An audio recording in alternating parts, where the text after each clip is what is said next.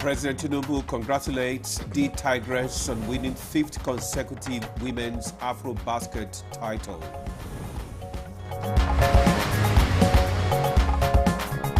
Nigeria's healthcare sector gets a boost as top innovators receive funding and support. Mobilize additional capital. Food +4 in Addis Ababa. Highlight. Good morning, Stella. You're ready with Stella performance this morning. Good morning, Ademola. Good morning, Jume. Thanks for that. Here is the morning news. President Bola Ahmed Tinubu has congratulated Nigeria's national women's basketball team, the Tigers, for lifting their 7th African Championship at the 2025 FIBA Women's Afro-Basket. The coach Rena Makama-led female team won the Afro-Basket finals by defeating the Malian side 78-64 in a thrilling match Sunday night in Abidjan, Côte d'Ivoire. Bayo Ononuga, special advisor to the president on information and strategy, in a statement said President Tinubu commended the skill, resilience, determination, and teamwork that propelled the team to the 5th consecutive title and the 7th overall. He praised the team's determination to bring glory to the country despite losing the first quarter of the match. The statement quoted President Tinubu saying that your superb performance throughout the competition has made Nigeria proud, like the Super Falcons who have inspired our young ladies. You embodied the indomitable Nigerian spirit, the power of unity, and the rewards of hard work. By winning the Afro-Basket trophy for a record 5th consecutive time, you have written your names in history and shown the world what to expect out of Africa, unquote. President Tinubu also lauded head coach Rena Wakama and her technical team for their exemplary leadership and the Nigeria Basketball Federation for their steadfast support. President Tinubu said he looks forward to receiving the victorious team and the trophy in Abuja while wishing them all a safe trip.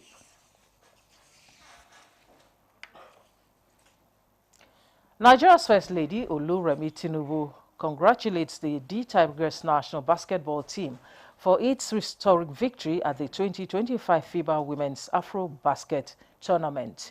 In her congratulatory message, the First Lady appreciates God for yet another victory and a second trophy won by the nation in 2 weeks. With the win, she says the team has written another golden chapter in the nation's sporting history by defeating Mali to clinch its 5th consecutive FIBA Women's Afro-Basket title and showcase once again the unwavering commitment and determination of Nigerian women on the global stage. Celebrating members of the team for their discipline and team spirit, the First Lady applauds them for making Nigeria proud, noting that they have continued to inspire every young girl to dream of breaking barriers and making history through hard work and dedication.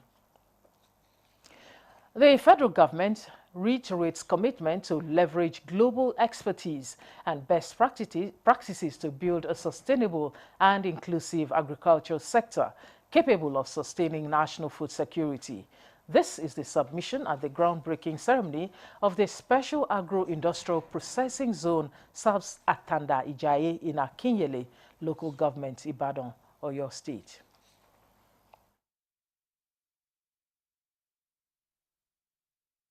These hubs are not standalone structures. They are deliberately designed as interconnected anchors of our agribusiness ecosystem. They reflect our belief that agriculture is not just about food. It is about infrastructure, it is about enterprise, and it is about national relevance. A 3-story building under construction collapsed late Saturday night, leaving residents of Kado district in Abuja in fear. The incident occurred near the popular Kado fish market. Kama Kama, who visited the scene, says the area for now is deserted, while officials are yet to make any comment on the incident. The Presidential Initiative on Unlocking the Healthcare Value Chain, PVAC, has awarded an additional $15,000 to 3 top finalists, courtesy of the Nigeria Sovereign Investment Authority, NSAIA, Prize for Innovation Program. The award ceremony held in Abuja marked the culmination of a competition that drew over 5,000 participants. The competition focused on innovative solutions in healthcare, education, and agriculture. Speaking on the final day of the event, the Minister of Finance and Coordinating Minister of the Economy, Wale Edun, urged PVAC, NSAIA, and other partners to sustain their efforts in ensuring that innovative ideas from citizens, particularly in healthcare and agriculture, become productive and sustainable. So that you have the skills, you have the ideas, so that as you become essentially the workforce of the world, you do well in that all-important role and responsibility. Mobilize additional capital, we must mobilize additional strategic partners, and we must do more for top 10 Nigeria. Operatives of the National Drug Law Enforcement Agency, NDLEA, have intercepted dispatch riders involved in distributing illicit substances around Abuja. Additionally, the officers also arrested consignment of cocaine and tramadol concealed in vehicle side mirrors destined for Libreville, Gabon, through the export shed of the Murtala Muhammed International Airport in Lagos. The first batch of the consignment, consisting 57,420 pills of tramadol, 225 milligrams, and a total of 68 pellets of cocaine weighing 2.60 kilograms, were intercepted in a cargo going to Gabon. A popular cargo agent handling the shipment and 2 other suspects were apprehended. In a related development, NDLEA operatives on Friday, 1st August, arrested a businesswoman at her shop within the Trade Fair Complex, Ojo, Lagos, following the interception of 100 grams of cocaine and 300 grams of phenylacetin. Similarly, a cutting agent concealed in ladies' lipsticks going to Malabo, Equatorial Guinea, through the export shed of the Lagos Airport on 10th July 2025, was also arrested. In Abuja, NDLEA operatives conducting intelligence-led stop-and-search operations in Gwarimpa, Jahi, and Galadimawa areas of the FCT on Wednesday, 30th July, arrested 3 dispatch riders for distributing illicit substances around the city. A total of 149.8 grams of Canadian loud were recovered from them. Meanwhile, no fewer than 100,000 pills of tramadol capsules were seized from a suspect at an NDLEA checkpoint along Vandekia-Ogoja Road in Benue State on Friday, 1st August. In Borno State, NDLEA operatives at the arrival hall of the Muhammadu Buhari International Airport, Maiduguri, on Friday, 1st August, intercepted a consignment of 160 pills of tramadol concealed in footwears by a 38-year-old passenger who was promptly arrested. Those are the highlights of the news at this time. Good Morning Nigeria continues shortly with Ademola and Jume after this commercial break. Have you heard the news? The federal government of Nigeria, through its direct benefit transfer program, has started the disbursement of 75,000 naira per household in 3 installments of 25,000, 25,000, 25,000 naira. Each recipient must have a validated national identification number, NIN, to receive the payment on behalf of their household members. To benefit, your household must be in the National Social Register of Poor and Vulnerable Households in Nigeria. The federal government's direct benefit transfer program is helping to reduce the effect of suffering while promoting financial and economic inclusion for the poor and vulnerable population in Nigeria.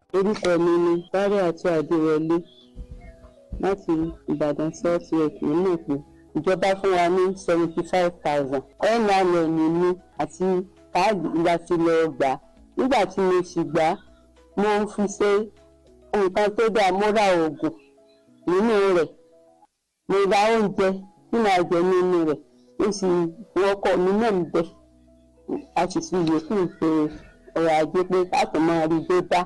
A dúpẹ́ lọ́wọ́ ìjọba wa òkè. This message is brought to you by the Federal Ministry of Information and National Orientation Federal Ministry of Humanitarian Affairs and Poverty Reduction, in collaboration with the National Social Investment Programs Agency, National Social Safety Net's Coordinating Office, and the National Cash Transfer Office. What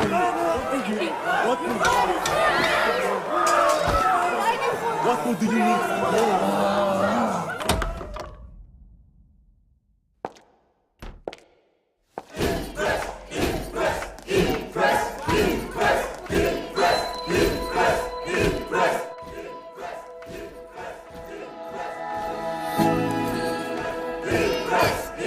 Guys, food is ready.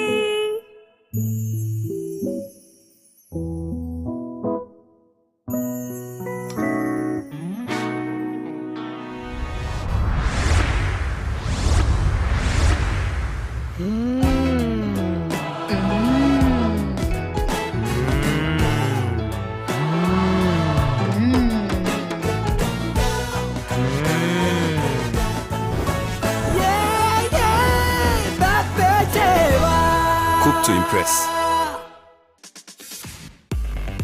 The sport is very, very important to the special kid needs.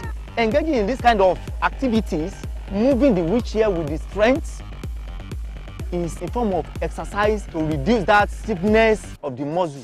It makes them to be self-dependent, not depending. We should believe that there is ability in their disabilities.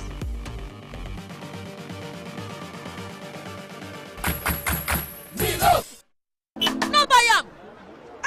But why? No see say this big bull bag of rice no get the new big bull holographic seal. Not true. Introducing the Big Bull Holographic Seal Tape, your favorite authentic Big Bull rice, 50 kg and 25 kg. Now with holographic seal tape. This is to ensure you get the premium product from Big Bull Rice. Do not buy if the holographic seal tape is not on the bag or is broken. Big Bull Rice. Tasty rice nourished you. Imagine lovely meals you can cook with these ingredients. You spend heavily, but no guarantee of a tasty meal. Not making a right choice of seasoning cube can ruin your meal, money, and confidence. For a tasty meal, do not compromise. Choose Gold. Use Terra Gold for the rich, consistent taste your loved ones crave for. Good for soups, stews, and jollof. Terra Gold. One cube, endless possibilities. Little body, big moves. Little brain, big learning. Your little child is eager to do big things. Every sachet comes with the nutrients they need every day. Made from natural grains, contains protein and fortified with iron to support their physical growth, learning, and development. So you can fully enjoy your little one's big moments of growth. Good, tasty food is worth living for. Worried about your oil every time you enjoy your favorite meal? Introducing Smart Balance. Smart Balance rice bran oil is rich in gamma-oryzanol. Several studies suggest that gamma-oryzanol may contribute to the reduction of bad cholesterol. Golden Terra Smart Balance oil. Good food, no worries. When malaria knocks you down, you can be sure parasites are having a party in your system. Welcome to our new kingdom, guys! Comel, an effective weapon against malaria.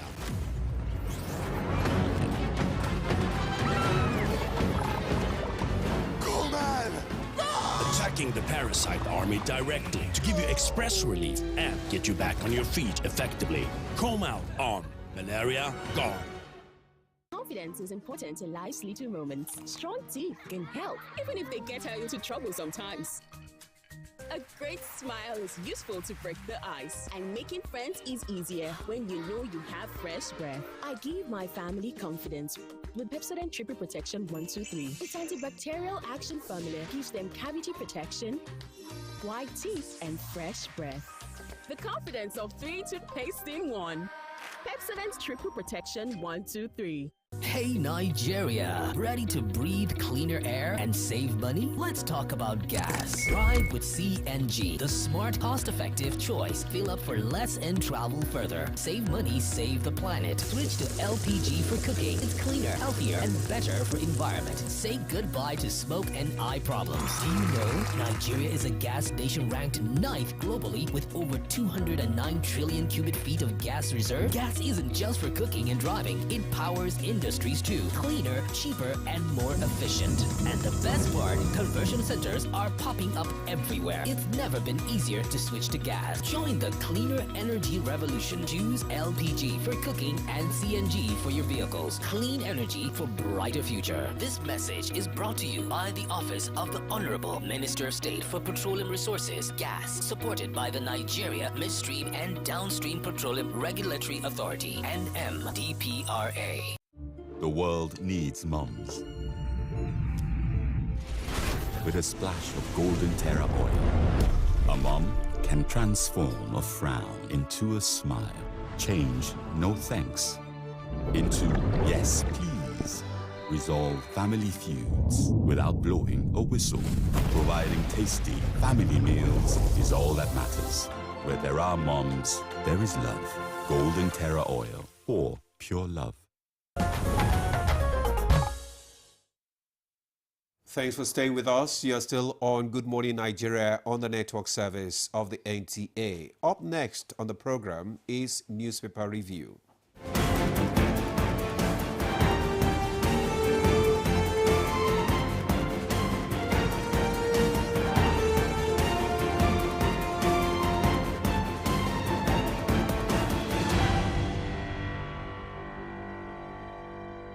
And our newspaper reviewer, Chukwudi Okolu-Upacha, is seated in the studios. Chukwudi, it's as if I transferred my cold, my flu to you.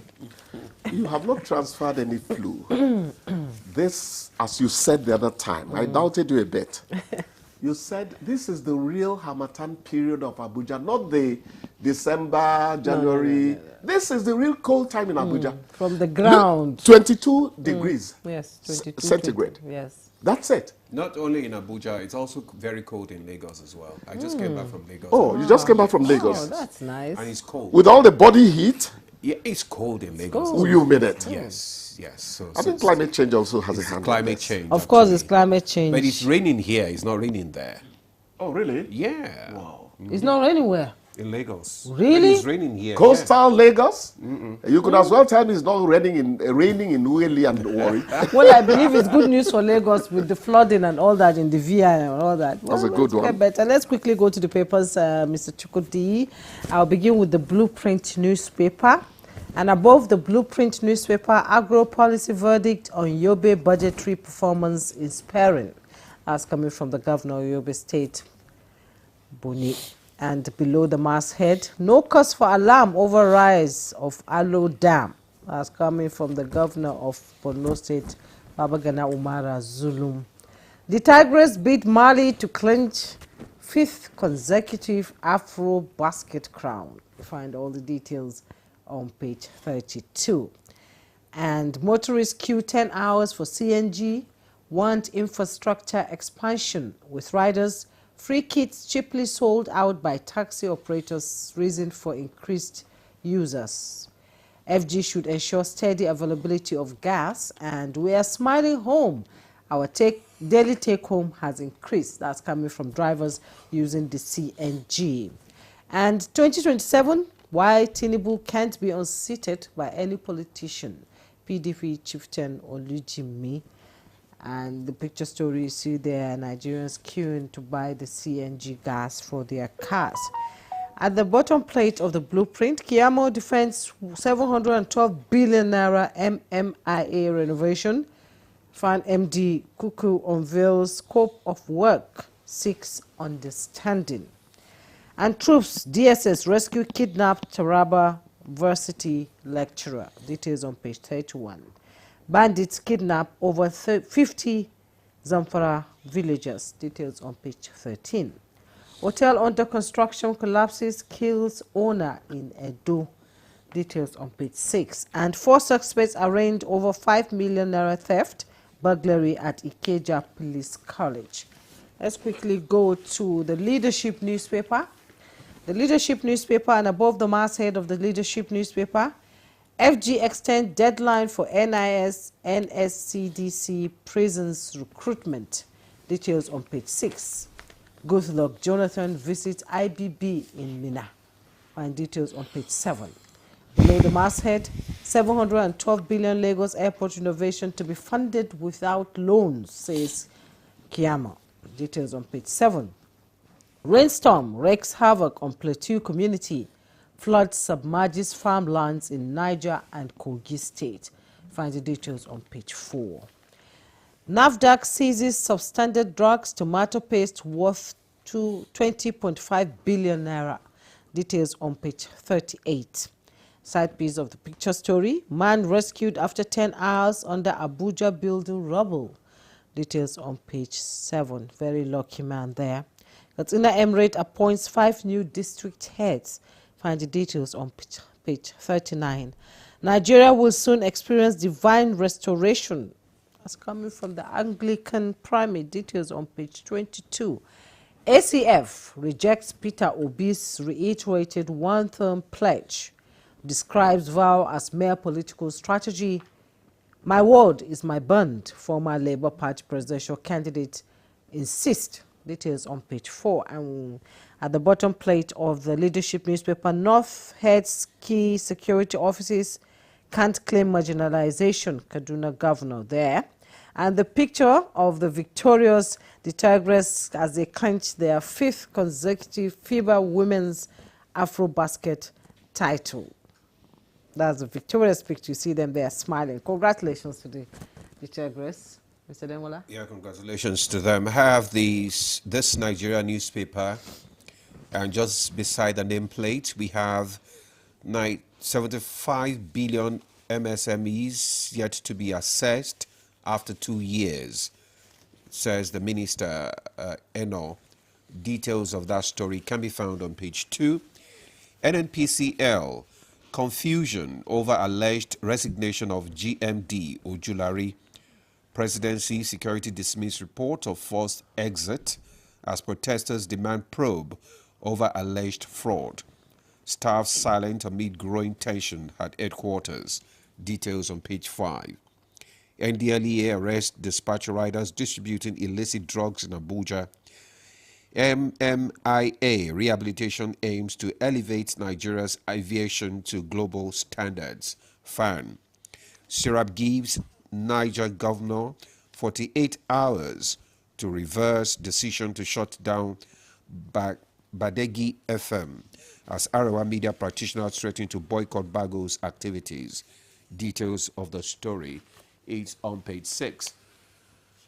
All right, Chooks. These Serap people, ultimatum givers. I wonder how effective these things are. Anyway, I've not said anything. No cause for alarm over rise of water in Alo Dam. That's coming from my champion governor, Babagana Zulu of Borno State. And I pray he really is sure of what he's talking about. Because the fear of water, flood, is the beginning of wisdom at this time in Nigeria. As an engineer, I believe they will be able to trace the problem. No, Babagana Zulum is a champion anytime. Jealous me, he is my champion. No, we love him. Yes.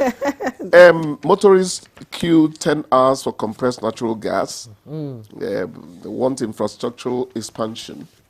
Free kits, cheaply sold out by taxi drivers, reason for increased users. They are talking about why the sudden. And the one that interests me is we are smiling home. Our daily take-home pay has increased. Drivers. It's cheaper to use CNG. Yeah. Competition has come even among the fuels, because firewood is fuel, petrol, PMS is fuel, diesel is fuel, CNG is fuel. So competition is not just between Dangi Baba and Dangote and NNPCL and the rest of them. Even the fuels are competing. Who says Nigeria is not moving forward? But one thing is the drivers are not telling the passengers they are using CNG. They just, the transportation... Not to worry, just as I talk about the landlords of Abuja, You can't price yourself out of your market. A time will come, you're not telling them, the alternatives they have must leak out and prices will be forced down at the end of the day. It's going to happen. It's market forces. Even in Nigeria, market forces are beginning to work. So let's praise the handlers of the economy at the moment. You just talked about the landlords in Abuja. What about them?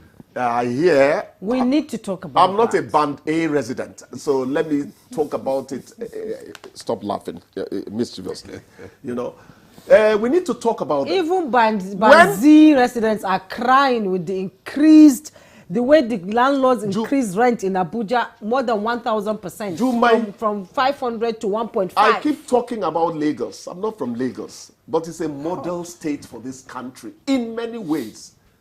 When I was quarreling at Yanokbaja, don't tell me I lived in Yanokbaja, over my rent, Godwin, the tenant, said, Lagos State Rent Edict permits us to increase rent not beyond 25% within this particular. He told me. But many of so them Lagos at that time would tell landlords you can't go beyond this point. Why are we not having it here? In the FCT. But Shooks, many of them still violate that law. They violate it, but at least there's an edict. There is. We don't go to court easily. We don't challenge things. So don't blame government. That is the question. Don't blame the government of Lagos. Yes. Can we please do that as well in Abuja? You can't just increase rent anyhow. You can't. You can't. But they'll price themselves out of the I hope market. Wike will look into this issue and try to find I pray he does. a solution, because workers are being pushed away from Abuja itself, and the transportation cost is not coming down. How do they come to work? They're pushing them towards insecurity. Yes. I'm sorry, but the villages are no longer safe. They are no longer safe. My place in Iseluku, if you know what they're talking about there now, I don't want to give my place bad publicity, but if you hear what they're saying now, it's shocking. It's shocking. Which day Ojulari enter? Where would they here say? There's resignation, something confusion over alleged resignation. Nigerians like speculation. Well, the important thing is there's no smoke without fire. Fine, if he's leaving, let him leave, as long as there's no hanky-panky about it. Soldier go, soldier come. I don't know why editors make some headlines from certain things. Well, maybe the important thing is due process should be followed if he's going to exit. Government is saying there's nothing like a forced exit and all that. You know, whatever it is, let them resolve it. Let them resolve it. But is this rising concern over these dispatch riders, getting involved in illicit drugs, trafficking, and all that, and being arrested in Abuja? Nothing is. Dispatch riders. What about these people I suspect? Who? Those what do you call them? The big motorcycle. Those who ride for fun. Yeah. Those motorcycles they say cost more than my Renault. Yeah. They could also be part of it. How much is it now? It don't bother. The point is this: we exploit any loophole that occurs in this country. It's not just those riders. That has become our nature. So at the end of the day, it is enforcement. You give one Igbo man. See, the reason I don't like this man is that if you give him allow, he will begin to find allowance. That's the way we are. Yet, the mosques and the churches will fill to the brim on Fridays and Saturdays and Sundays. You can't mock God. Nobody can deceive him. You can't. Anyway, Chooks, if we give you allow, you will take a long allowance. So it's better we let you go now. Bye-bye, guys. Have a nice day. All right. Bye. Thank you. Have a nice day. So we'll take a break now. The conversation will kickstart after the break. Stay with us. My people, toilets have stains which bleach cannot clean effectively. But Harpic is thicker and sticks better, which gives 10x better cleaning versus bleach and kills germs. Oh, wow. You can now see that Harpic is better than bleach. Imagine lovely meals you can cook with these ingredients. You spend heavily, but no guarantee of a tasty meal. Not making a right choice of seasoning cube can ruin your meal, money, and confidence. For a tasty meal, do not compromise. Choose Gold. Use Terra Gold for the rich, consistent taste your loved ones crave for. Good for soups, stews, and jollof. Terra Gold. 1 cube, endless possibilities. Introducing the new Jig Sachet. Whitening your whites has never been more affordable. Now you can keep whites shining brighter and disinfect by killing 99.9% of germs on your floors and other surfaces. Just jig it with Jig Sachet.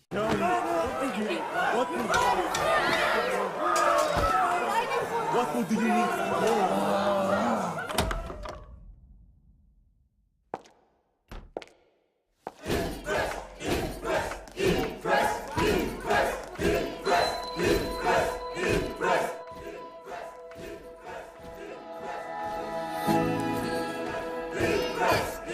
Guys, food is ready.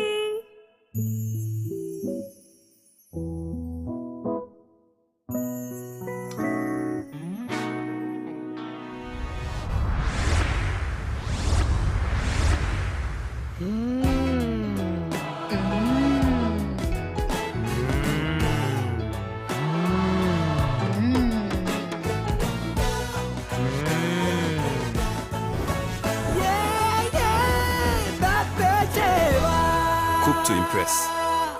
This girl and many more children like her will never forget today. They felt grit.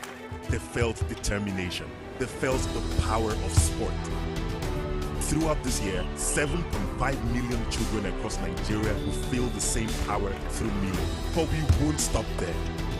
Next year, we'll reach even more schools, more communities, and inspire more champions.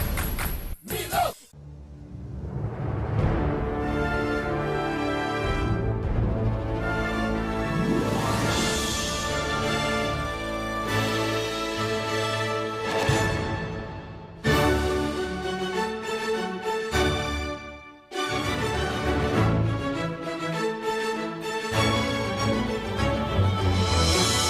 TerraCube. Unwrap joy. Unleash taste. The federal government of Nigeria warns vandals of national assets, electricity transmission towers, cables, and other facilities to desist from this act of sabotage. Vandalism is a serious crime punishable under the law. Vandalizing electrical equipment will affect millions of Nigerians, including your loved ones. Remember that national assets belong to all of us, hence the need to protect them. Report all cases of suspicious movement around electrical facilities to security agencies. When you see something, say something. This message is from the Federal Ministry of Information and National Orientation in collaboration with the National Counter-Terrorism Center, NCTC, Office of the National Security Advisor. Good, tasty food is worth living for. Worried about your oil every time you enjoy your favorite meal? Introducing Smart Balance. Smart Balance rice bran oil is rich in gamma-oryzanol. Several studies suggest that gamma-oryzanol may contribute to the reduction of bad cholesterol. Golden Terra Smart Balance oil. Good food, no worries. We rise, a land of the free, we know they tire. We drink great, our spirit is undying. Resilient, rooted like palm tree. We sway in colors, we undying demand. We bet solutions, we ignite passion, yeah. Ethnicity is unique, we have more than the solution. We are Nigeria, strengthening unity. We know they carry lives. We are Nigeria, together live the dream of a land with great destiny. We are Nigeria. I am the real Nigerian. Brought to you by the National Orientation Agency, NOA. You're watching Good Morning Nigeria on the network service of the NTA, and let's take back, to push this conversation, let's take this background report by Timothy Yusuf. The United Nations Food Systems Summit has several potential fallouts for Nigeria, particularly in addressing the country's food security challenges. Some key outcomes of the summit include declaration of state of emergency on food security, highlighting the country's commitment to addressing food insecurity. A 10-year strategic action plan is another fallout as Nigeria unveiled a strategic action plan 2026 to 2035 to transform its agricultural sector, focusing on youth-led innovation and increasing agricultural productivity. Another fallout is increased investment in agriculture. The government has committed $538.05 million to the Special Agro-Industrial Processing Zones program, aiming to boost agricultural productivity and jobs creation. In the youth empowerment fallout, the plan prioritizes training and mentorship in agro-technology and agribusiness, with a strong monitoring and evaluation framework to support young farmers. Other fallouts include climate-smart agriculture and private sector-led growth. All of these fallouts aim to enhance food security and improve access to nutritious food, reduce hunger and malnutrition, particularly among vulnerable populations. It also aimed to promote sustainable agriculture, foster sustainable agricultural practices, increase productivity, and build resilience in the face of climate change. Empowering youth and women by supporting young farmers and women in agriculture, providing them with training, mentorship, and economic opportunities, as well as driving economic growth by stimulating economic growth, creating jobs, and increased income for farmers and rural communities are also major parts of the aim of the fallouts. Overall, analysts believe that the UN Food Systems Summit has provided a platform for Nigeria to showcase its commitment to addressing food security challenges and to mobilize international support and partnerships to drive agricultural transformation. Now that the UN Food Systems Summit has ended in Addis Ababa, Ethiopia, what are its implications for global food security, sustainable agriculture, and youth empowerment? The guests already seated will be answering these and other questions on Good Morning Nigeria. Well, thank you, Timothy Yusuf, for those questions that you have asked, and I believe that our guests who are already seated in the studio are set to provide solutions to some of those challenges that you have raised. Just to let you know that we already have our guest seated in the studio with us this morning. In no particular order, let me just introduce Dr. Kingsley Uzoma. He's the Senior Special Assistant to the President on Agribusiness and Productivity Enhancement. Dr. Uzoma, it's good to have you join us again this morning. Good morning, sir, and good morning, Nigerians. Thank you for having me again. All right, thank you.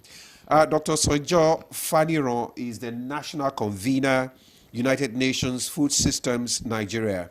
Dr. Faniron, you are welcome to Good Morning Nigeria. Thank you very much. Thank you. Good morning, Nigerians. And we gather that you just retired on Friday. Yes, sir. Wow, that's congratulations to you. Thank you very much. We do hope that all these years that you have accumulated skills and knowledge will be put to good use. Definitely. For the nation. And for the nation. Anyway, the SSA to the president is here, so they will still make good use of you. So yes. You're not leaving the system. Of course. Okay, Juma. Yes, and we also have seated here in the studio Engineer Maharuf Olalekon Ajeni Fuja, that Technical Assistant on Partnership and Collaboration to the Honorable Minister of Agriculture and Food Security. Thank you so much for having me. Thank you so much, Good Nigeria. Thank you so much. It's good to have you join us. Thank you. All right, so let's just commence our discussion on the fallout of the UN food systems. And I'm going to start with Dr. Faniron, since you are the convener, United Nations Food Systems Nigeria. Can you just tell us, in your opening remarks, the key takeaways, from the summit, and how do they align with global food security system? Yeah, thank you very much. Ordinarily, in the course of attending the second stocktake of the United Nations Food System Transformation, in Addis Ababa. The first stock take took place in in Rome. Unfortunately, it was the time the current administration was coming on board, and without even knowing, the president just declared emergency on water and food security, which aligned with what we have been coming up with. And at that point, the government picked this initiative, and the first summit was actually led by His Excellency, the Vice President, Senator Kashim Shettima, GCON. And this time, and unfortunately, he also led the delegation. And that gave us the type of recognition, the global recognition on the commitment of the federal government of Nigeria to food, nutrition and food security. Okay. And at the global level, they are not just looking at us as nobody. Nigeria is now saying if the vice president were to attend such a magnificent global event, it gave us a very good honor. Even in 2022, 2023, we were given 2 high-level events. As Nigeria, no country had it. This time, because of the competition, it was too competitive. We were giving only one event, which was chaired by the Honorable Minister of Agriculture and Food Security. It was marvelous. All the agencies, executive of all our partner agencies were in attendance. It was beyond our imagination. So the takeaway from this year's summit was that we need to be more focused on promoting our youths in the food system. Okay. Because some of the initiatives that are already on grant by the federal government of Nigeria on agribusiness promotion is actually coming from the value chain developments. And Nigeria is already embedded. Nigeria is already in the value chain with our partners. We have the value chain development program, which is being championed by the Federal Ministry of Agriculture in collaboration with all our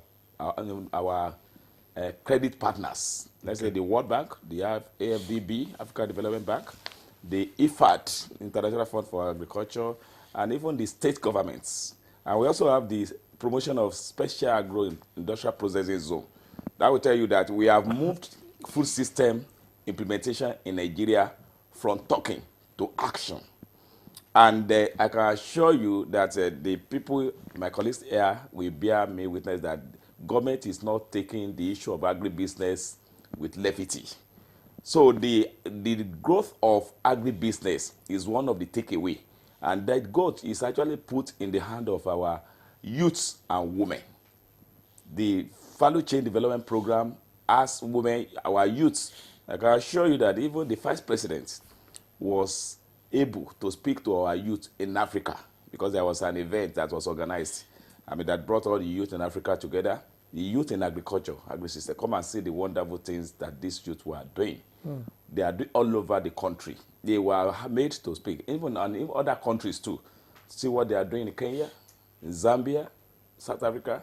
So Nigeria now excel as one of the countries that is actually putting youths at the forefront of our food value chain. And the women too. And this inclusiveness matters a lot because even in the course of the implementation of the food system transformation in Nigeria, the strategy, all the 30 states of the Federation, I always say it, they are involved. As I'm talking to you now, each of the geopolitical zones, because we are using with decentralized coordination, and we will use one state in one of the geopolitical zones, or in addition of another state sometimes, to bring all other states together so that they will all speak together on agri-food system transformation and even nutrition. So the takeaway from this year is that the growth of agri-value chain is critical.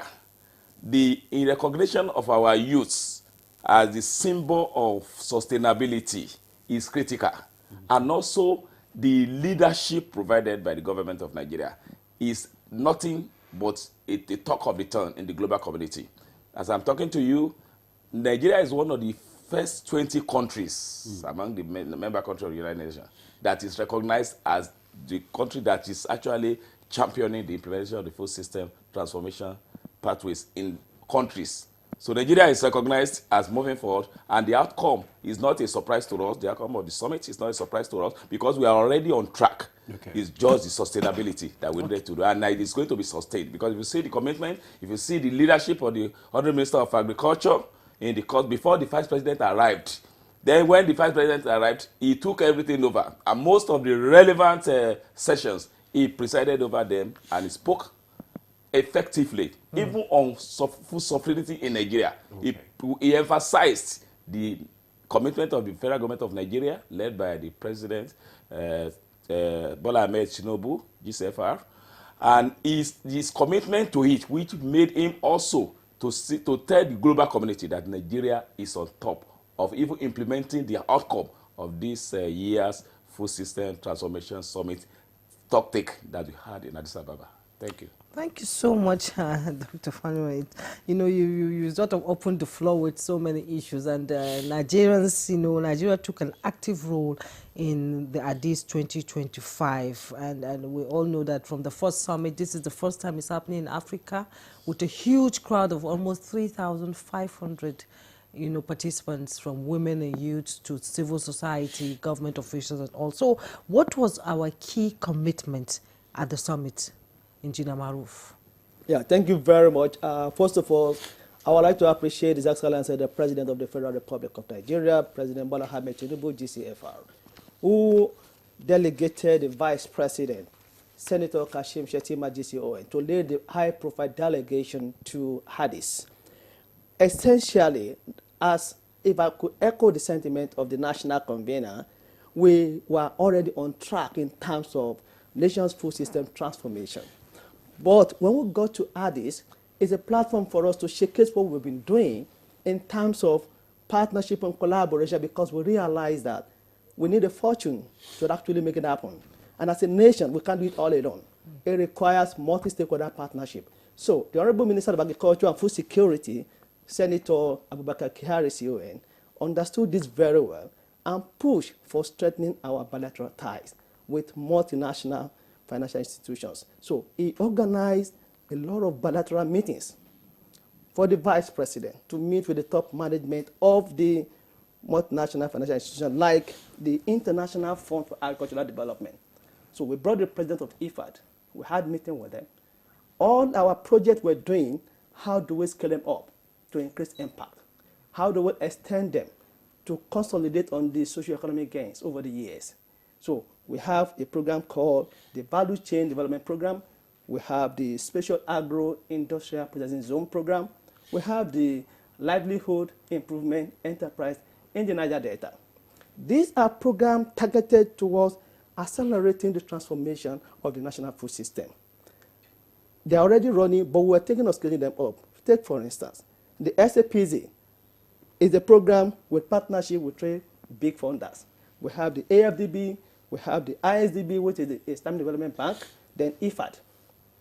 What we realized so far, the $538 million we have for the first phase in 8 locations, we need to scale it up, mobilize more finances to spread the location across the Federation. This will help us to scale up impact and transform the national food system. It's focusing on providing infrastructure and enabling an environment for investors, making it an investment platform to bring in foreign direct investment. So it's like using the foreign debt to provide foreign direct investment. It's a win-win situation for the nation, and it's targeting the youth and women, because we are promoting social and financial inclusion for gender. Gender takes a center stage there. About 45% of the beneficiary will be women and youth, because we realize the role of youth in Nigeria.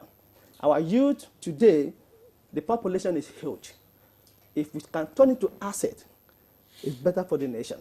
And we are on the path to a new height of excellence, if we can do that. So the Honorable Minister of Agriculture and Food Security understands this very well. So he did not take it lightly to have multilaterals to come into our fold.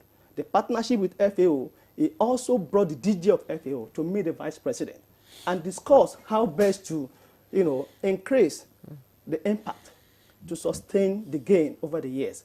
Then President Bola Ahmed Tinubu, the GCFR, giving them free mandate on food security, and we're on track on that. So as we move on, I will elaborate one by one on each of these programs and what are we doing next to make sure that we consolidate, and then we move to the next level. For instance, in the next couple of months, we will onboard 10 more states for SAPZ, apart from the 8 locations we have now. And by next year, we're going to onboard a total of 27 states plus the first 8, meaning that all states of the Federation will key into this transformative project. SAPZ is a flagship project which is showcased in Addis, and the whole world can see it is a global project because of its impact, because of its value, and because of the dedication of the government. We're making a lot of progress in that regard. So, distinguished gentlemen, let me drop it for now, then we'll move to the next level. Okay. Yes, we'll move to the next level. Thank you so much. Engineer Maruf, distinguished Engineer Maruf, thank you for your opening comments there. From what you have said, government is doing a lot in the area of food security. Now let's bring in Dr. Uzoma into this discussion. Dr. Uzoma, there's this predicted 1 billion investment in Nigeria's special agro-industrial processing zones program. How is it going to impact the country's economy and food security? Tell us. Thank you. Before I delve into that, the UN Food System Summit has 3 agendas. Reassessing progress made. We were there July 2023, which was led by the Vice President. Second is strengthening partnerships. Third is unlocking capital and investment to accelerate food system transformation in Nigeria, globally. So with respect to Nigeria, is Nigeria. So with respect to the question you asked, I will link it to these 3 objectives of the UN Food System Summit stock-taking event, UNFS plus 4. 1, reassessing progress. You talked about the 1 billion. In July 2023, we were at the UN Food System Summit stock-taking plus 2 at Rome. The Vice President had engagement with International Fund for Agricultural Development, Food and Agriculture Organization, World Food Programme, the Prime Minister of Italy, and a whole lot of other high net worth entities. Okay. And there he talked about the Special Agro-Industrial Processing Zone, which we are still trying to get because it's a subsidiary loan. So trying to get all the state governments on board. So he highlighted that to all these entities that he had meeting with. So for this one, reassessing progress. In October 2023, we were at the World Food Prize Program in Des Moines, Iowa. This SAPZ loan is syndicated by the African Development Bank, and co-financed by the Islamic Development Bank and the International Fund for Agricultural Development. So we had also another high-level meeting with the president of African Development Bank in Des Moines, Iowa in October 2023. That was where the president of the bank, Dr. Adesina, now, after lengthy deliberations, with the vice president, he committed to raising additional $2 billion to fund the onboarding of additional 24 states into the SAPZ. So you have the SAPZ 1, which is now 8 states: Imo, Oyo, Ogun, Kwara, FCT, Kano, Kaduna, and Cross River. So we have done the groundbreaking in Kaduna, the second groundbreaking in Cross River. We just returned from Oyo State in Ibadan, Senatorial District, for the third groundbreaking for the Oyo State own. That is strengthening partnership. So for this, we had a further high-level event showcasing the SAPZ and what are the inherent, the inbuilt socioeconomic transformative advantages in its design. And with that, we brought in funders from different stakeholders, from the Gulf, from Badia, from ECOWAS Bank for reconstruction, beyond the primary 3 stakeholder funding partners, AFDB, ISDB, and IFAD. And if you look at the SAPZ, why is a game changer? It's a baby to the President Bola Ahmed Tinubu, GCFR, because he's interested in just transforming the agricultural system from an ecosystem of subsistence to an ecosystem of economic and financial value creation for the quantum leap in the socio-economic transformation of our communities, of the Nigerian agricultural landscape. Okay. So, what are we talking about? And this SAPZ is designed to focus on value chains that the host state has competitive advantage on. But before then, before the coming of Mr. President, Nigeria had always been exporting raw material. You know, if you add value to cocoa, you get 3 times the value. Yeah. The first point of value addition. So the $1 billion is going to, you know, like, this is foreign debt for foreign direct investment, FD for FDI. So government is doing the heavy lifting by, you know, guaranteeing this loan from these multilateral financial development financial institutions, so that you present the right infrastructure to bring in other, you know, investors within the ecosystem. You build the roads, you build the warehousing system, you connect, like the community we went to, there was no network. However, there will be network. You don't expect an investor to operate in an area that is not connected. So these are part of the infrastructural development heavy lift that is being done by government. Government is not going to run it. You develop it so that other interested private sector partners will come and set up shop within that ecosystem. And what would that do? If you say, for instance, that livestock is one of the value chains, like the one in FCT in Gwagwalada, livestock is one of the value chains that we are looking at. You have cold chain, you have vaccine companies, vaccine storage, you have milk processing, milk collection. So Nestle, for instance, is already showing interest that they will come to FCT, they will have the Buzai milk processing plant, and they have the milk collection. They will now extend the milk collection cans to different livestock farming clusters in and around FCT.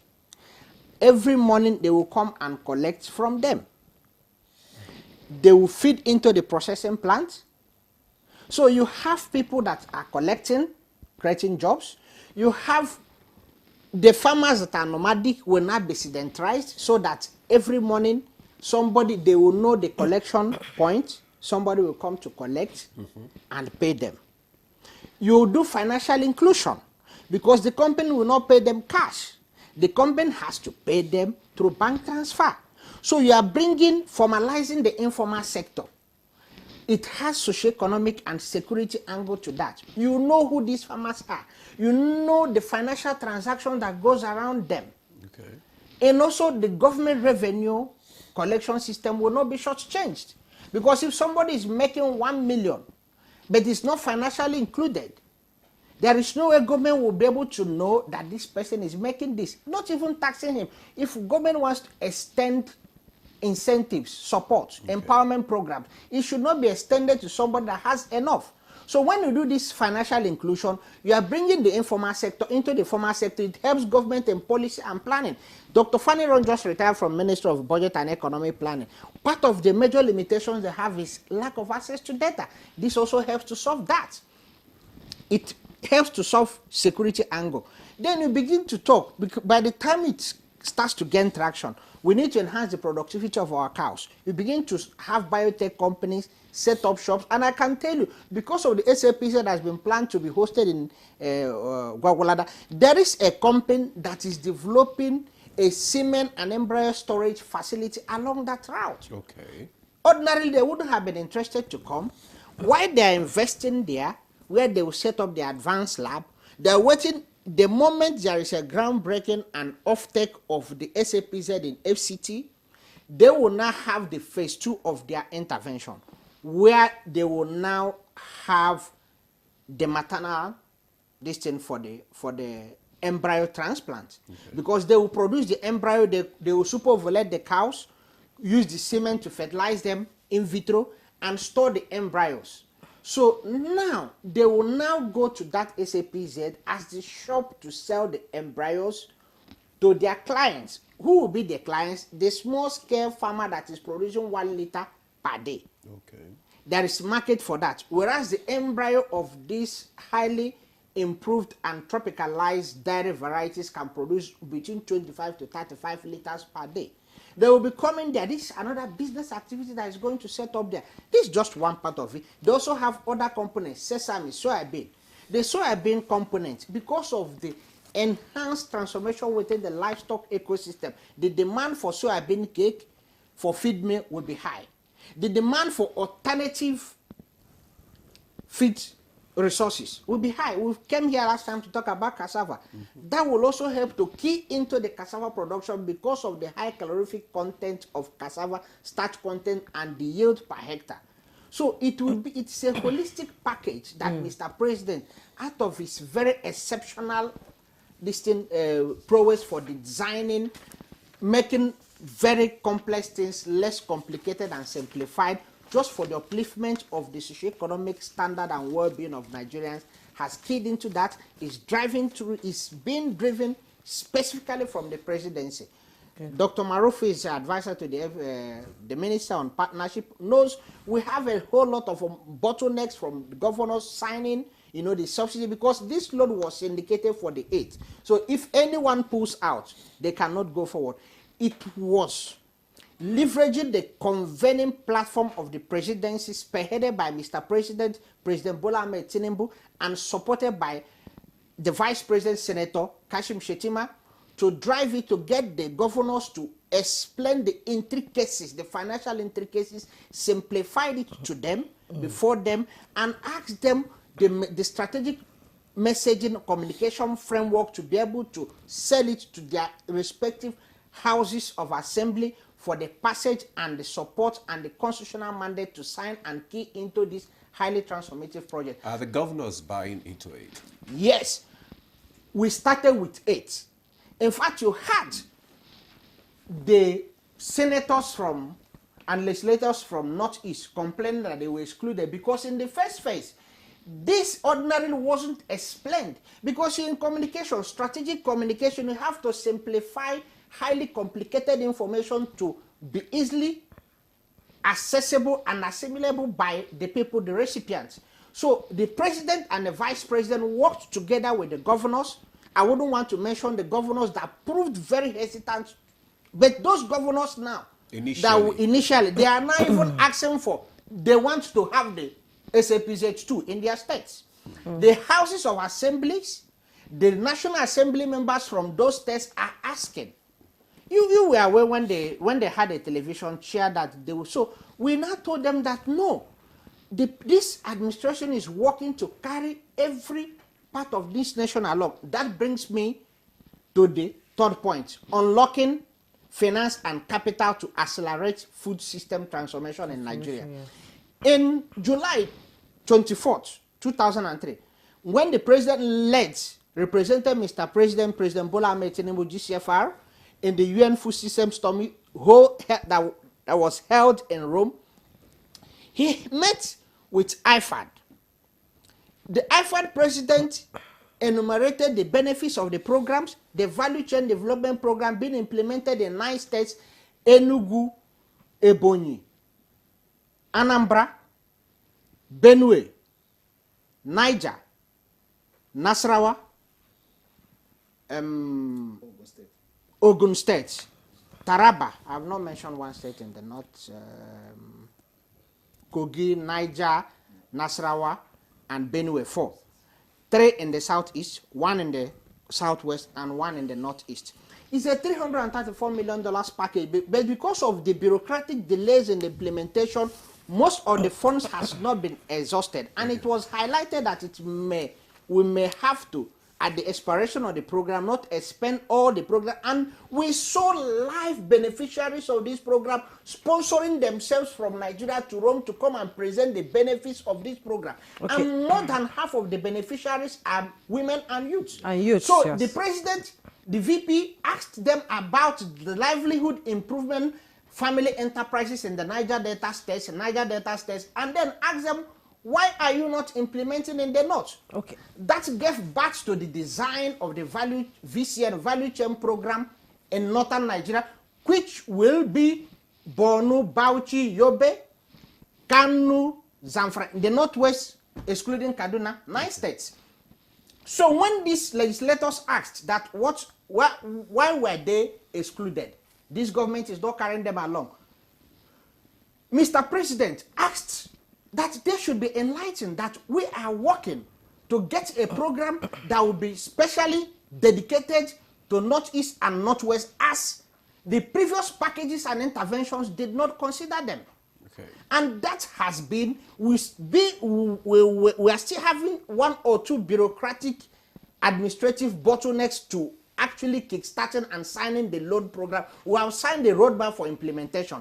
And that was part of what the vice president in his meeting with the president of IFAD, we ironed out. That keys into the third objectives: unlocking capital and investment for accelerating food system transformation in Nigeria. Okay, Dr. Kingsley, so the you three get objectives were met, and we also consolidated and strengthened partnership with our funders and onboarded additional potential funders into this very laudable economic transformation packages of the federal government. Okay, Dr. Kingsley, you've optimized a lot of issues here and a lot of achievements. We all know that this government is concerned about food security. President Tinubu said no Nigerian should go to bed hungry.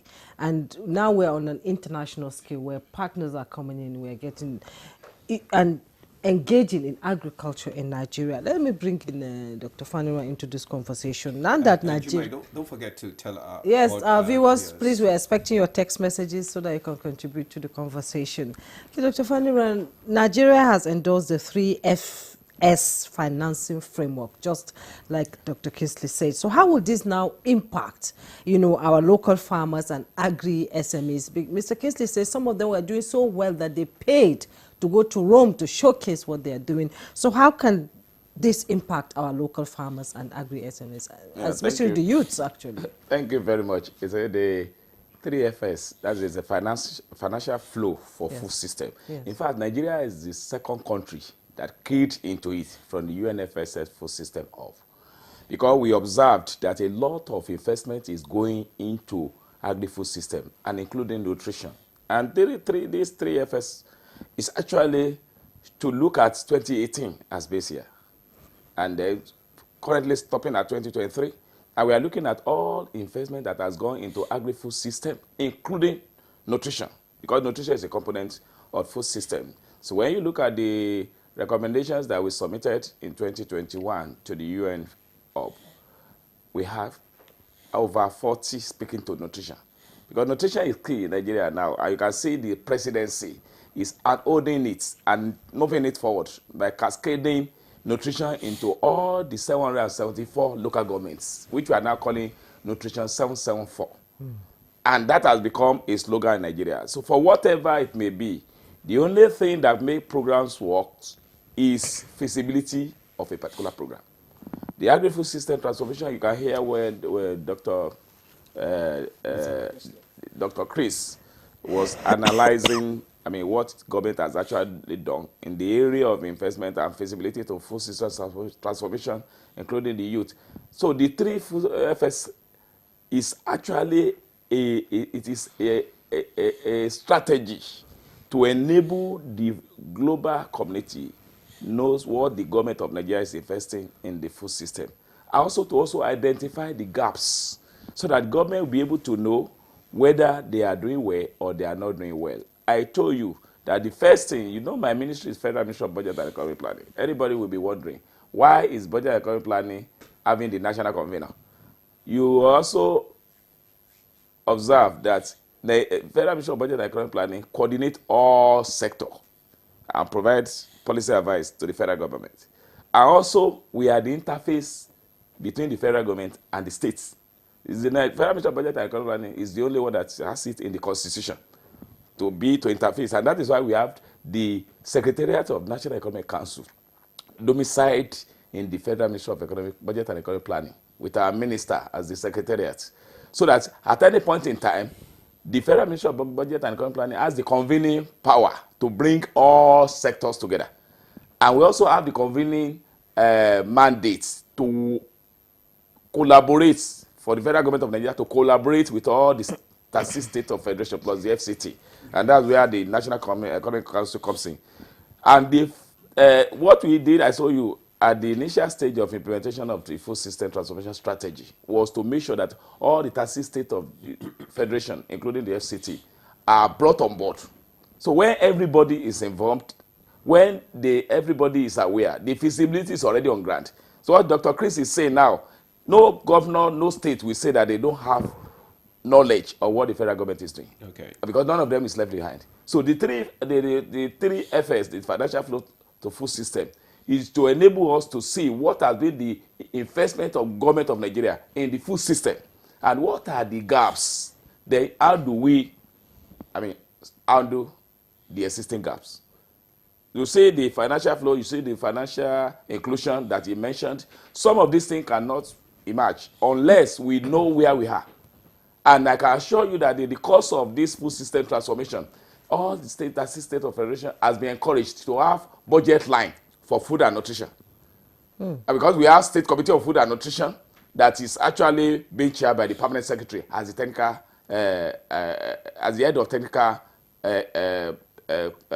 stakeholders. Then for the food system now, we are now encouraging a high level because the commissioners are actually excluded. So we are now encouraging a steering committee or a state high level committee that we made the commissioners of economic planning to chair that coordination arrangement. Okay. And now co-chaired by the commissioner for... Why were they excluded in the first place? In the first place, that was what the provision of the national policy on food and nutrition. The governance structure just created the council and the next level National Committee of Food and Nutrition, which is all the federal entities and representatives of the zones. And then the State Committee of Food and Nutrition only now made the permanent secretary to be the head, to head that. So the commissioners are not included. But now we have identified the gap. And now we are in the process of reviewing the national policy on food and nutrition, whereby the commissioners will be brought on board. Because without the commissioner, the governors are dead to whatever anybody is doing. They are the closest person. My minister cannot jump the permanent secretary and be discussing with me. And I cannot jump my permanent secretary and go to my minister and say that is what he said, except he asked me to come and brief him on certain things as a technical person. So each state of federation now has actually considered it necessary to have budget line for nutrition and food security. And that was the reason why we initiated the idea of having a high-level technical committee in the state, whereby the Commissioner for Economic Planning will chair that coordination of the food and nutrition. And then the Commissioner for Agriculture will co-chair. The Commissioner for Health will co-chair. And the Commissioner for Education will co-chair. Because health has a lot of implication on nutrition. Because when we are talking of healthy diet, we are looking at healthy population. And human capital development is critical. Then the Commissioner for Agriculture, you know the production. When you hear from Dr. Zuma now and Engineer, the essay to the minister, you see that they are talking from the point of practicality. Our own is to coordinate. We want you to do what you expected to do, and we backstop for that. So now, for the state government, for the states to be able to handhold at the nutrition and agri-food security, those 4 sectors are critical, and all other sectors. We now say that State Committee of Food and Nutrition will also be on ground, but they will be doing the technical, and they are also going to be part of the steering committee, so that there will be a feedback to the commissioners, because commissioner will be calling a high-level meeting to find out what are we doing on agri-food system transformation in our state. Do you want our state to lag behind? You see what they are saying about FCDP now. You see what they are saying about SAPC. You say that all state of federation that are interested. Yesterday, I mean, 2 days ago, I was watching the television on what Dr. Zuma was saying, on what the Oyo State government is now doing to make sure that they are one of the champions in the FCDP and SAPC. which is a competitive arrangement that we want all the states to imbibe. So with that, there will be financial inflow into agri-food system transformation in all the states of federation. Okay. And if it has not been there before, we want to know what has been there, then what is likely to be the difference going forward. Because the 3FSS is actually being limited to this year 2018, then to 2023. Then from 2023 to now, you see a lot of improvement. You see what all the state governments of federation are doing now on agri-food system. None of them is taking it to integrity because the president is emphatic. Everybody sees its direction, and everybody sees. And you know why people are crying? There is always a gestation period for anything.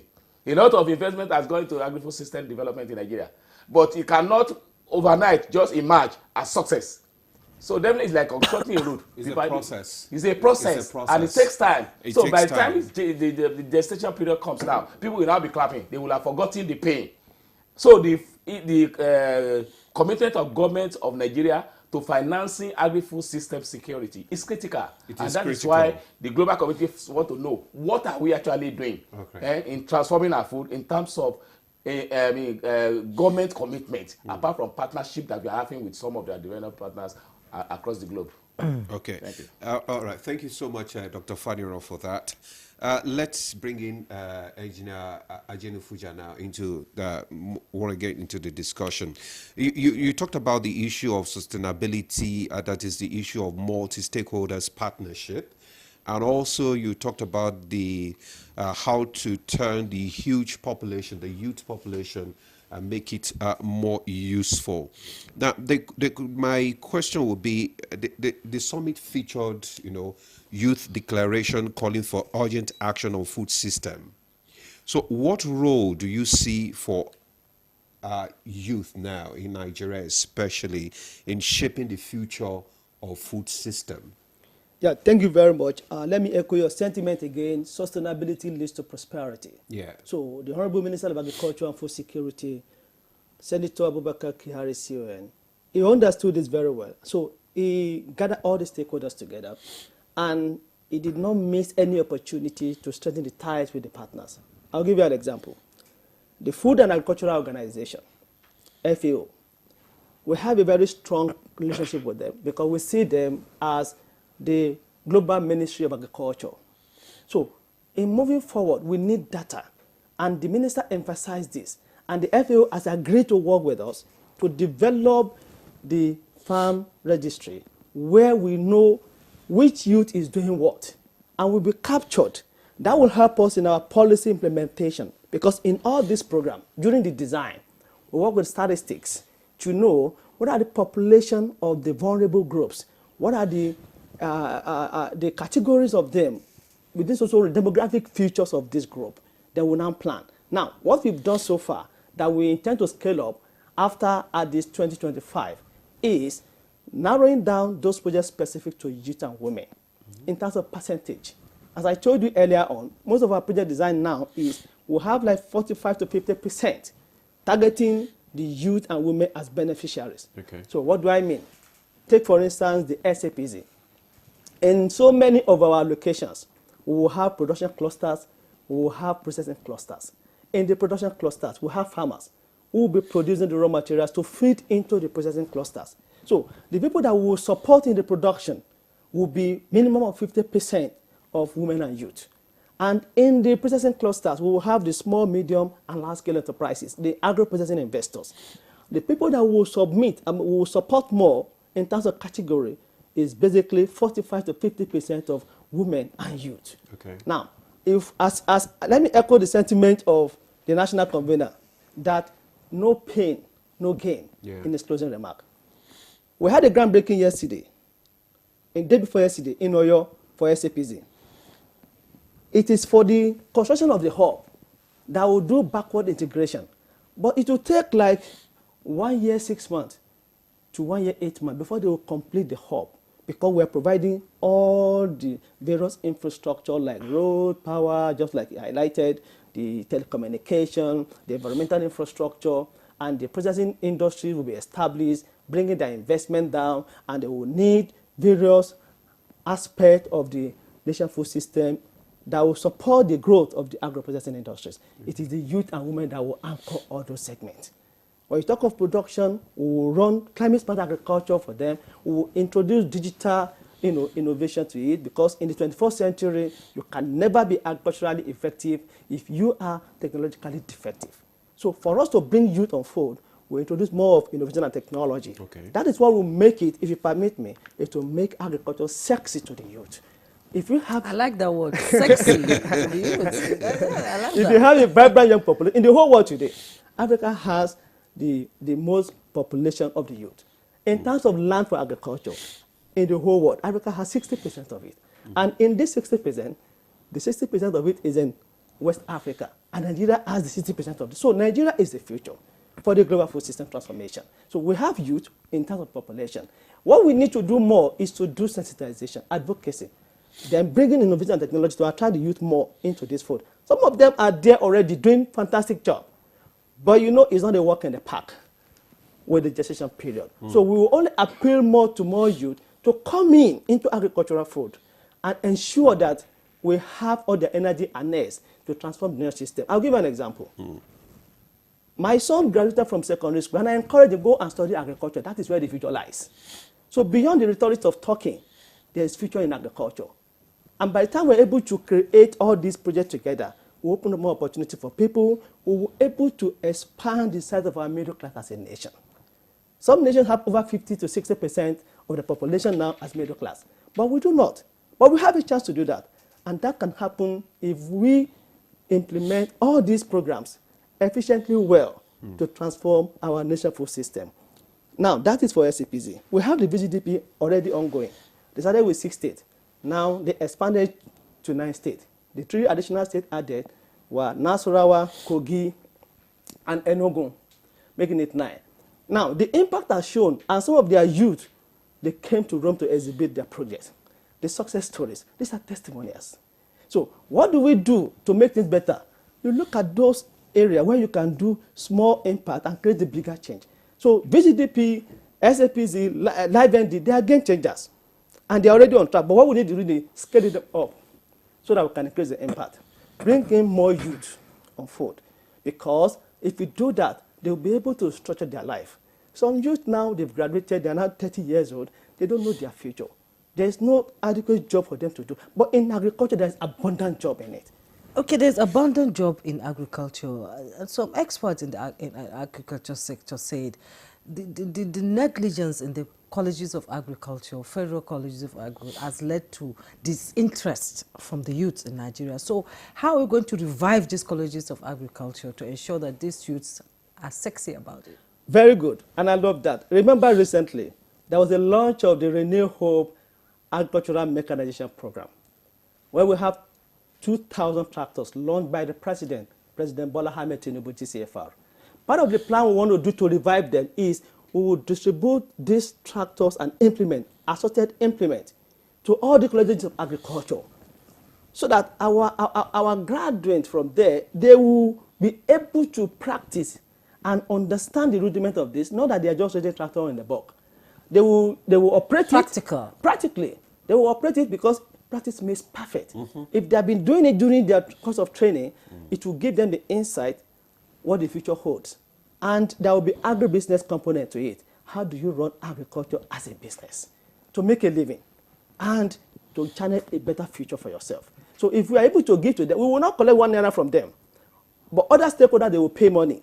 We have subsidy on it, which I will not roll out yet because we are still awaiting the approval of the President on the framework to do that. So by the time we're able to do that, those agricultural colleges, they will be able to use those implements to train their students and at the same time open up more land and generate revenue for their institute. It will become a very good source of IGR for them. So if we do that, some youth will see it as a venture. Like in Rome, a lady came, he exhibited his agri-mechanization businesses, how he started. He got a scrap, he was using that, and later, before you know it, she was able to accumulate more funds and got more tractors. Now she's controlling mechanization activities of over 500 hectares of land. And that is one. And that's a success story. And that's a model to other youth. I'll give you an example. It is just about individuals and the perception. It's about people to see the future in what they believe in.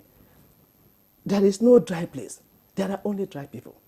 I remember very well, as a staff, federal government staff, when I realized that my take-home pay cannot take me home, what do? And I cannot run away, and I cannot go and steal.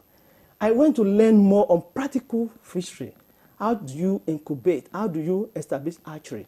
After learning, I established my archery, and I put it behind my backyard. Guess what? I was able to turn out a lot of fingerlings and juvenile from it, and I'm still working for the federal government. At the end of the day, I was getting millions of naira from there without any approval, while my salary was 24,000 naira then, in 2007 to 2010-11. Believe you me, I built my houses from it, from the proceeds of it. I mean, it's like you build a CBN behind your backyard. So taking that bold step is very important. So we need to roll out a lot of courage and encouragement for our youth to see the future in that. Dr. Engineer Ajene Fuja. Thank you so much. There's no dry place, there are only dry people. Exactly. Thank you so much. Maybe on that note, we'll take a break. When we come back, because we still need to talk about, you talked about the issue of multi-stakeholders partnership, and we'll look at how do we bring in private investors into this scheme. We'll take a break now. When we return, the conversation will continue. Stay with us. Introducing the new Jig Sachet. Whitening your whites has never been more affordable. Now you can keep whites shining brighter and disinfect by killing 99.9% of germs on your floors and other surfaces. Just jig it with Jig Sachet.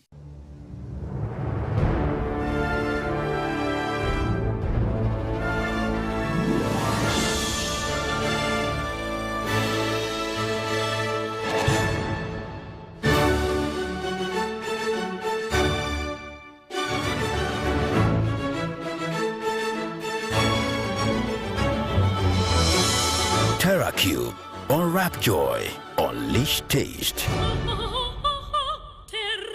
My people, toilets have stains which bleach cannot clean effectively. But Harpic is thicker and sticks better, which gives 10x better cleaning versus bleach and kills germs. Oh, wow. You can now see that Harpic is better than bleach.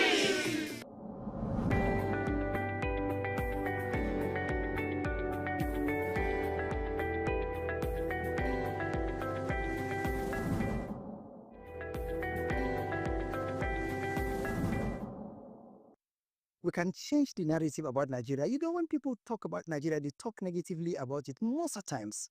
So it's the role of the filmmakers to now bring that positive side of Nigeria for the world to understand that Nigerians are more than the negative information they used to get. And we can do that digitally, because in those days, you know, you have to communicate or go for lectures for people to understand where you're coming from. But now you have these platforms. Everything you have can go on these platforms. People will see globally. Look at Nigeria on Netflix. It's doing really very well. When Nigerian films premiere on Netflix, you find out that they're in the top 5 or top 10 in most of the European countries, Asian countries, and all other parts of the world. So this is one of the ways through which we can be able to export that, you know, or do that cultural exchange. How much of being a Nigeria cultural ambassador are you? And we're all guilty of this. Most of us Nigerian filmmakers are guilty. So here we see a good number of us telling stories that are still Western culture dominated. From the naming of your characters, from the writing of your story, the characters are named English names. What happens to Yoruba names? What happens to Hausa names? What happens to Igbo names? What happens to Tiv names? What happens to our cultural epic names? Oh, they say, but they will not be able to pronounce it. Oh, leave that to them. Do we pronounce their own names? We have to be intentional about how we represent our culture, knowing now that the world is a global space and you don't need people's permission. Everything you do, directly or indirectly, intentionally or unintentionally, you're putting the Nigerian story out there. I think we should begin to make conscious attempts at creating our own streaming platforms. So we thank God for giant streaming platforms like Prime Video. We thank God for giant streaming platforms like Netflix and the rest of them. But what happens if today or if tomorrow we come up with our own Nigerian Netflix?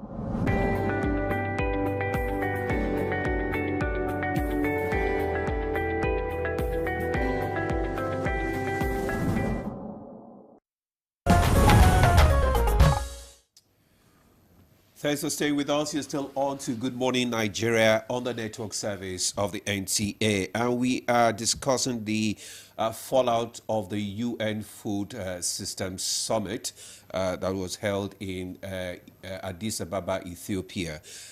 We still have our guest in the studio, but we have some questions and comments from some of our viewers, which we would read out so that our guests can respond to them.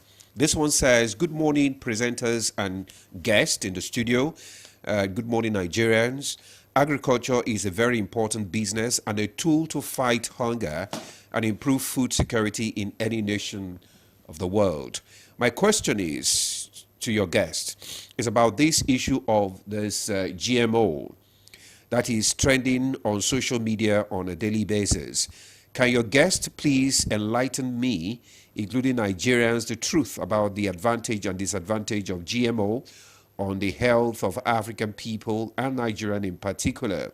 Thank you, from Alaji Garko Karu site in Abuja. This one says, good morning. My name is Prince Yusuf Hassan from Kogi. Dr. Uzoma, may God Almighty protect you and your family for the way you talked about food system in Nigeria. I mean, that's one of your guys there. This other one is Ken Peter Tability from Adamawa State. It says, good morning, guest, and good morning, Nigeria. Food items have gone down to an extent. Kudos to the federal government on that. However, the hikes in prices of fertilizers, pesticides, herbicides have remained so. So what is your take on that? Then this one says, good morning. Please, the technical assistant to the Honorable Minister of Agriculture should tell when they are allocating the 2,000 tractors that the President flagged off last month or so. It's long overdue for tractors to be in farm. Mind you, we are in August. And this one is from Douglas Akuba from Nasarawa State. Dr. Uzoma, you want to respond to some of these questions? Well, I will start with the price of fertilizer and pesticides. Yeah.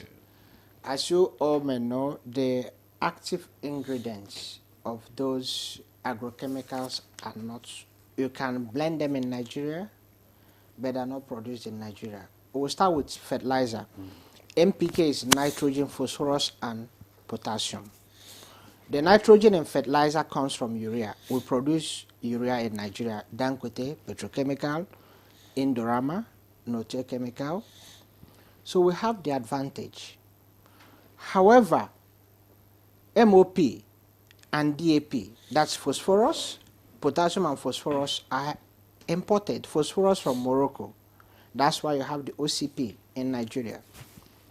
The potassium either from Russia or from Canada or from Lithuania, they are not produced in Nigeria.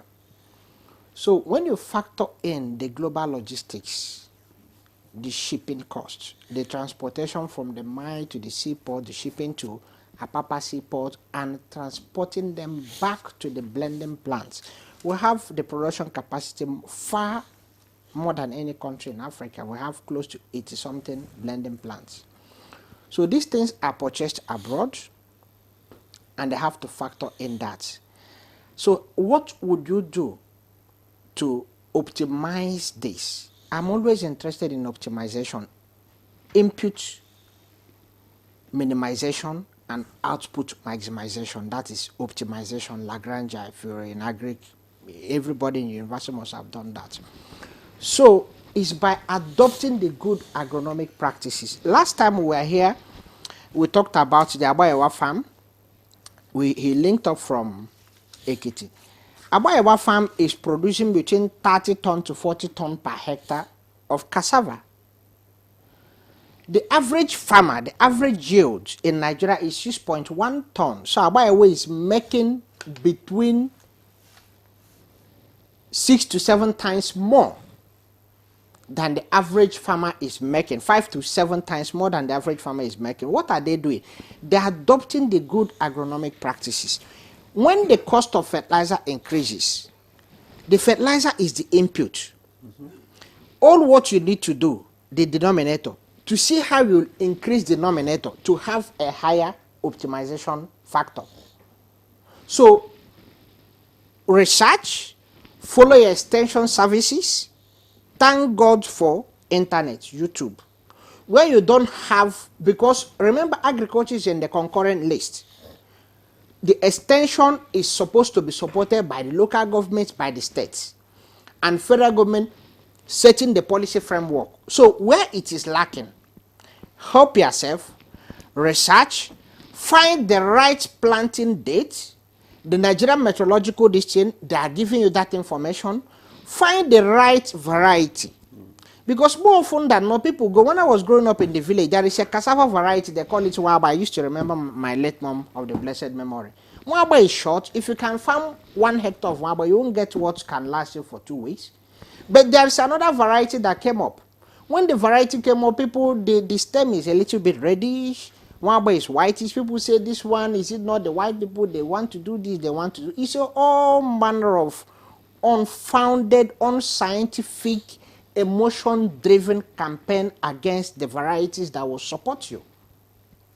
So my mom tried it in a very little plot. What we got from that plot was like 5 times what we got from a plot that was 10 times the size of that plot. That means the yield was like 50 times more. So the following year, other women followed my mom, collected the stem and planted. Before you know it, it spread.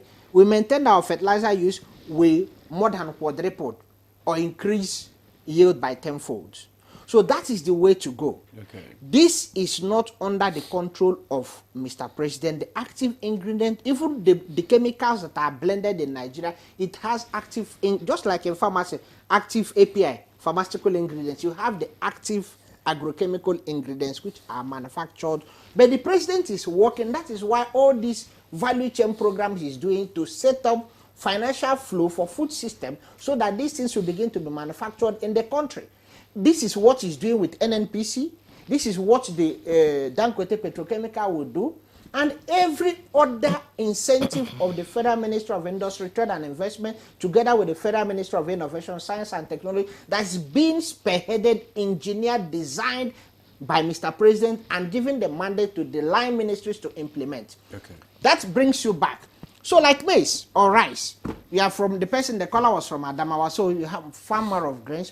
Go and look for the right varieties that will give you optimum utilization of optimization of the output from the input. Okay. But if you get stuck in the local one, so if the price of fertilizers remain, you are using a variety that gives you 8 tons per hectare. And they are using a variety that the max, no matter if you pour a trailer load of fertilizer, is going to give you 3 tons. You will not break even. But that person that is using 8 will break even. The same thing I use about one farms are making 30 to 40 tons. Let us take the lower limit. And they say the prices has collapsed to from 150 to 75. So if you are getting 30 tons, the lower limit of their yield, it is 2,225,000, 250,000 you are making.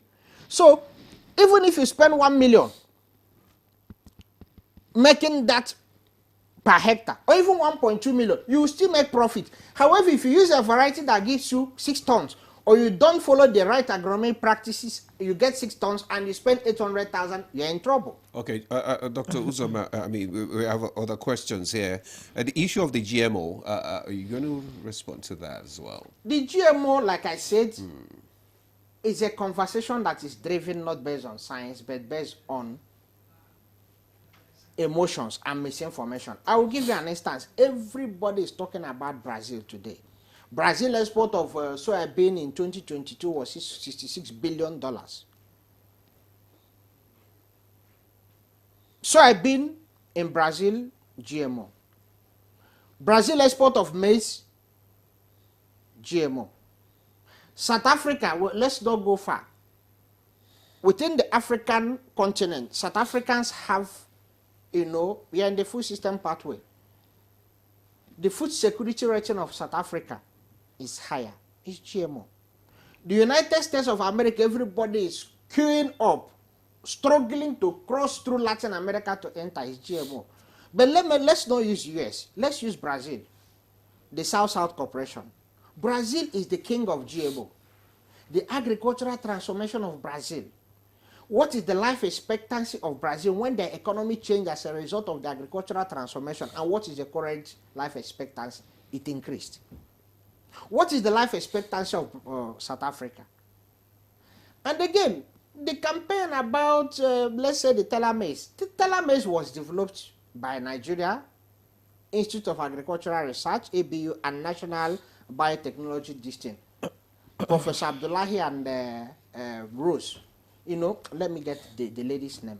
This were developed. Okay. And the intellectual property gene was not hooked or lined before they did that. So I will advise anybody, people are being misinformed.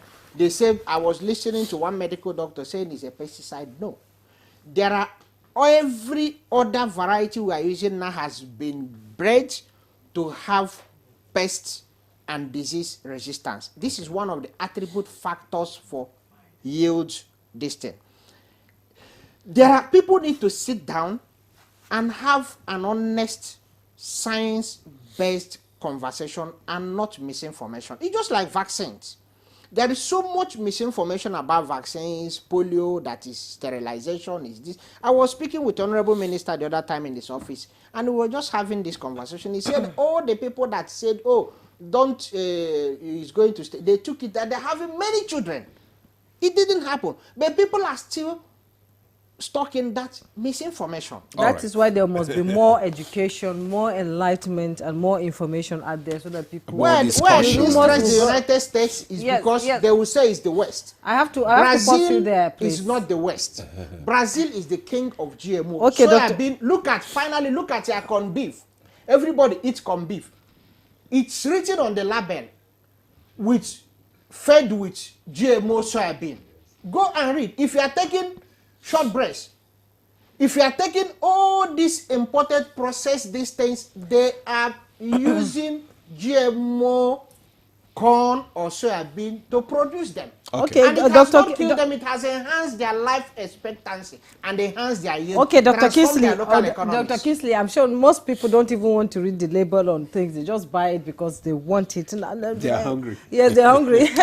Engineer Maruf, somebody asked a question about the rollout of the 2,000 tractors. Because this is August and the farming season is already on track. So when are we getting it?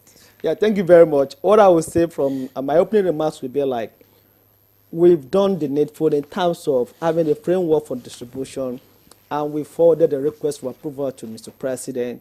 So now we realize that there are some people who are not actually farmers that may actually get into this fold. So immediately we get a signal, we sat back, we say, okay, let's review this process to ensure that we correct the errors of ages. We don't want people who are not farmers to get access to government interventions. They call them political farmers. I don't want to use the word political farmers. I work with the politicians, and I don't know tomorrow I may not be a politician. So let's be like, in the choice of word, we're trying to be like be more technical, be more like strategic. Now we now want to establish a system like M&A system that if we are given tractors out, they are already tracked. We want to ensure that we're able to monitor the tractor, whether they are being put to use or not, whether they are delivering as at when due, whether they are put into in the location where they are being registered to be distributed. Because we want them to service different locations, different communities. And let me tell you, we are not only rolling out 2,000 tractors. That is just the first tranche. In the next 5 years, we have a plan to have up to 30,000 tractors. From John Deere, for instance, we're expecting 10,000 tractors, 2,000 per year. So we've gotten 2,000 now from Belarus. We also have 10,000 from them also. So in aggregate, it's 30,000 in the next 5 years. Now, we now say, okay, let's get it right. If you're able to establish the data that will give us a focus and direction in terms of the people that we're given this tractor to, number one, in terms of how do they impact and increase the tractor density of Nigeria. You know, FAO ruled out statistics in terms of the tractor density of Nigeria, that we have a very low tractor density, like 0.2, 0.02, like thereabout. Now, we want to take it up to 1.5 prescribed for us by the FAO. In terms of, we have a partnership with them on that also. So if we get this approval and we are done with this process of monitoring and evaluation, like a database, we have a dashboard that we can say, okay, this tractor is not working. We'll reprocess it and take it to another location where it's needed, where it will be more impactful, where we can get a better result. So in correcting the errors of ages, it may take a little while. But as soon as possible, we're rolling it out. So thank you so much. That's my summary. Okay, Dr. Faniran, we're talking about climate change, which affects agriculture around the world, and Nigeria is trying to align with the food system, you know, with climate adaptation. So how will Nigeria's journey be with the rest of the world in achieving the 2030 SDG goals? Thank you very much. You know, if you would notice currently, Nigeria is conscious of the effect of climate change. And if you follow the trend with respect to the strategy of the Federal Ministry of Agriculture, Federal Ministry of Environment, you know, the emphasis now is on climate-smart agriculture. And even by the time we were having an exploratory dialogue on what are the essentials of transformation of our food system, climate action was one of the action tracks. But in most cases, you see, the issue of climate change is a new trend that has caught everybody unaware. Even farmers cannot predict what will happen the next minute now. You see what happened last year in Yobe State with respect to the drought. You see the type of discouragement that that kind of a thing can bring. So, but government is not resting on our horse. So a lot of strategic efforts are being put in place. And that's why climate-smart agriculture is now being given priority or preference by the government of Nigeria. The Federal Ministry of Agriculture, the Federal Ministry of Environment, and all other relevant sectors are actually rising up to the situation. And even the global community. Now we are having a request from the UN Food System Coordination Hub now that we should have a convergence dialogue on climate resilience, climate action on our agri-food system transformation, in which Nigeria has keyed into. Any moment from now, we'll have to use our geopolitical zones to conduct the convergence. I mean, collaboration with all stakeholders, including the Minister of Agri. In fact, the other Minister of Agri was supposed to be engaged in Addis on this. But unfortunately, there are a lot of packed programs for him, including the bilateral discussion. And the presence of the Vice President was also an issue, that he cannot just leave the Vice President to whatever discussion. So the issue of resilience, climate action, mitigation, adaptation is key and critical to our agri-food system transformation. And I can say to you, even as a Nigerian, we have also joined other African countries to now have a coalition that will be on that. We have the coalition of resilience, local food and nutrition value chain. I mean, that is, we call that in Africa, that we call Africa Alliance. So this alliance has identified Nigeria as one of the critical parts that they will to make sure that the issue of, when we talk of climate action, we are looking at climate education, information, and communication. All right, Dr. The Faniran. solution is in the back. Can I add to that? There is a government initiative that is specifically designed to address the inconsistency of rainfall pattern and the incessant drought in the country. Under the Renewed Hope Infrastructure Fund, you have the Irrigate Nigerian project. This has never been, irrigation has never been taken as a serious intervention by any government previously in this country. So there is a dedicated line funding for that. It was launched earlier this year in Bauchi, where they are targeting 10,000 hectares, but Mr. President's vision is to have 5 million hectares of farmland under irrigation.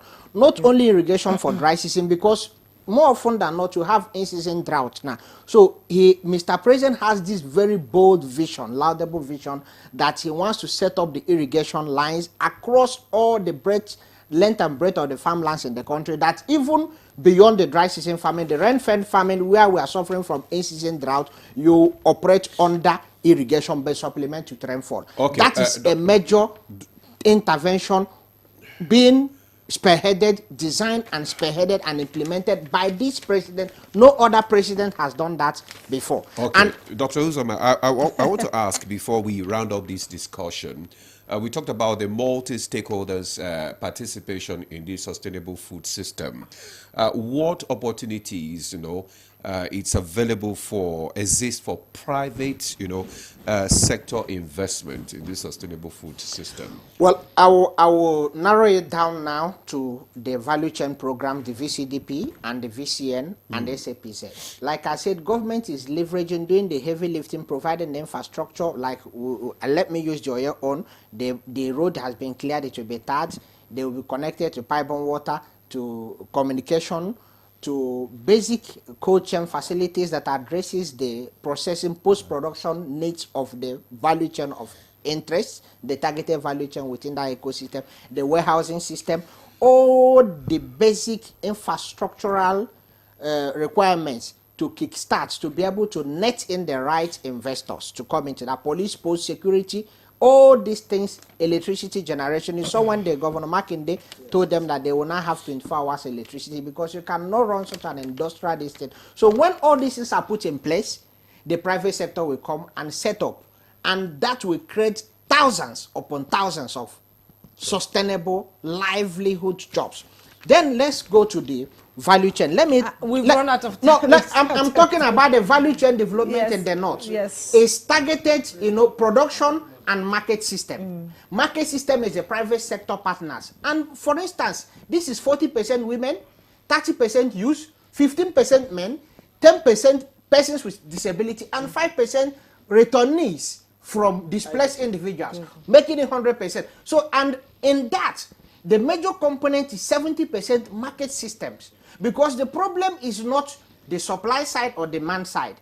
You have to be able to work in backward integration from the demand side to focus. That is the market system, and that will leverage enough capital, like in Kano, which is one of the beneficiary states of the value chain development program for the north. The market system, we are looking at enhancing the operational efficiency and the reach of the Daona grain market. All right, thank you very much, Dr. Uzama.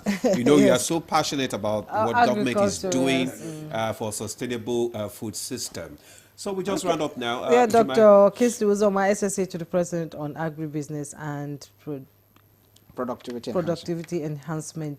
Thank you so much. Thank you for having me. I love your passion, actually. Thank you. Good morning, Nigerians. And let's all key into government activities. The president is doing a lot to support, like what he has done in the value chain program in the north, which wasn't captured in the previous design of the value chain program. He asks, why is northern Nigeria not captured? And because of that, he has unlocked $158 million investment to spearhead value chain program in northern Nigeria, covering Borno, Yobe, Bauchi, Kano, Zamfara, Kebbi, Jigawa, Sokoto. Okay, Dr. Kingsley. We're going to have you again. We're going to have you again. It's a continuing conversation. And Dr. Sajo Fanion, National Convener, United Nations Food System. Thank you so much. Thank you so much, Dr. Sajo. And Engineer Maruf Olaleko Ajeni Fuja, Technical Assistant on Partnership and Collaboration to the Honorable Minister of Agriculture and Food Security. I love your terminologies. It's sexy to be in agriculture now. Thank you so much for coming on Good Morning Nigeria. It's been a pleasurable conversation.